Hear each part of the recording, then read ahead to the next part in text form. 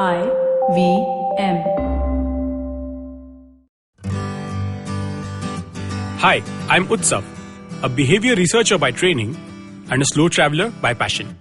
Postcards from Nowhere is a travel podcast where I condense a decade of travel experiences and explore not just the where, but also the why and how to travel. My stories emerged from slow traveling the less explored parts of the world: Bosnia and Herzegovina, Armenia, Uzbekistan, and even China.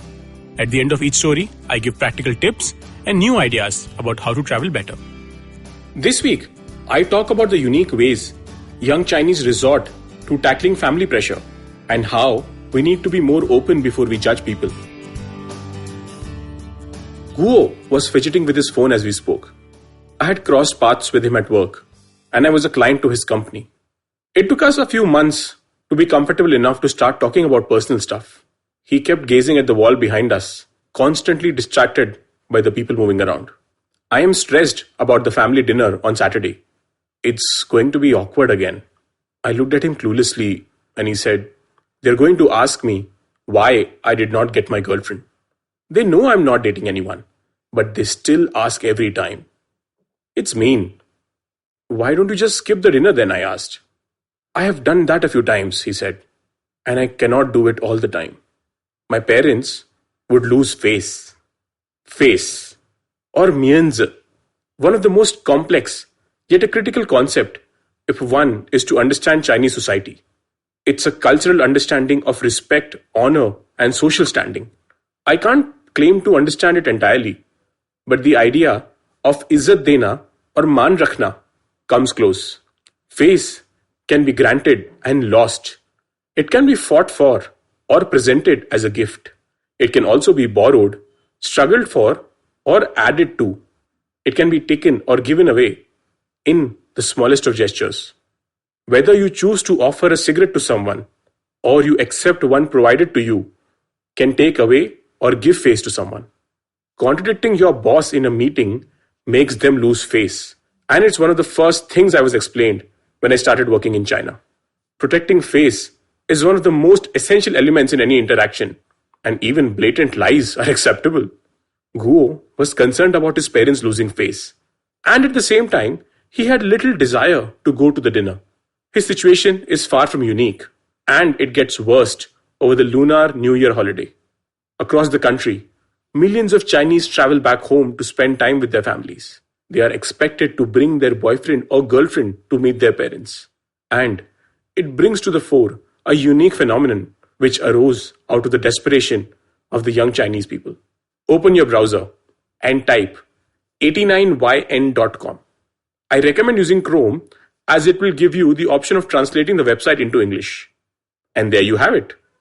89yn, the most professional site to rent boyfriend or girlfriend.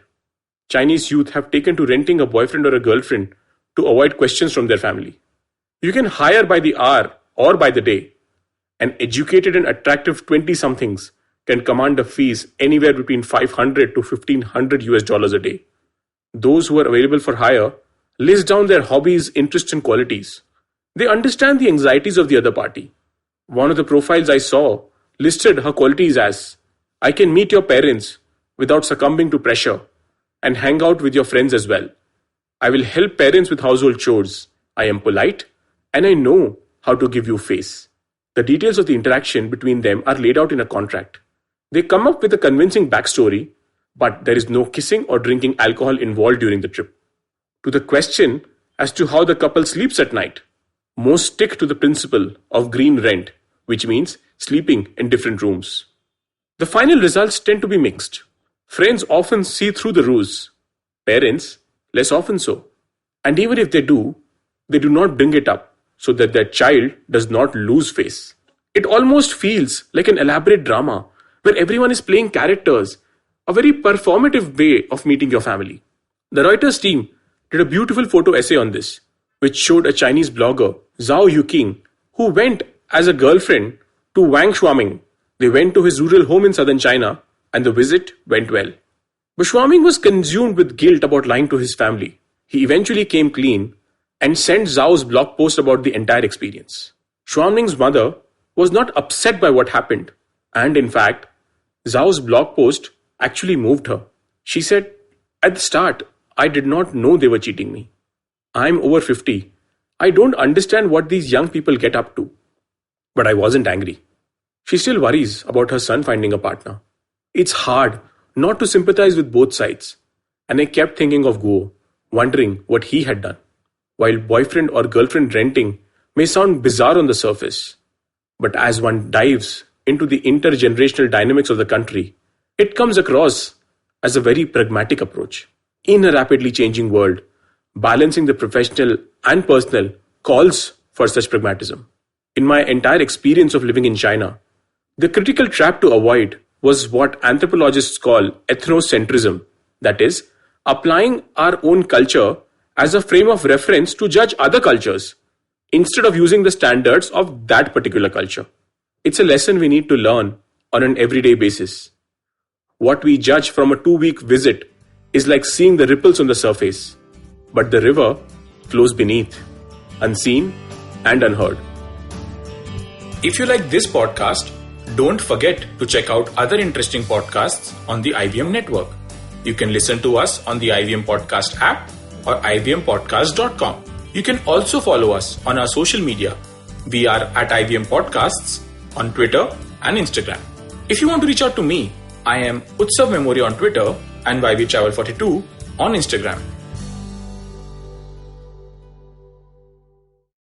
I hope you enjoyed that show. So it's been a really fun week on the network. Please do definitely check out all the regular shows that you do. But in addition, let me give you a few recommendations. On Agla Station Adulthood, Ritasha and Ayushi talk siblings. Really fun episode. I think you'll enjoy that. Nishad Pai Vaidya is on Cyrus and they discuss cricket and a lot of different things around cricket. I think you'll enjoy that as well. Old friend Parmesh Shahani, he was on Absolutely Right. Definitely do check that out. Tamal Mills was on Edges and Sledges, another episode which I've heard really good things about. I haven't heard it yet. I need to listen to that soon. And guys, Uncle Please Sit, definitely listen to that. They've been killing it. This week they have Abby Phillips, he's a doctor talking about medical misinformation. Last week Paramita Vora was talking about sex education and who needs it. They've been really killing it. Definitely do check that out. And with that, hope to see you again next week.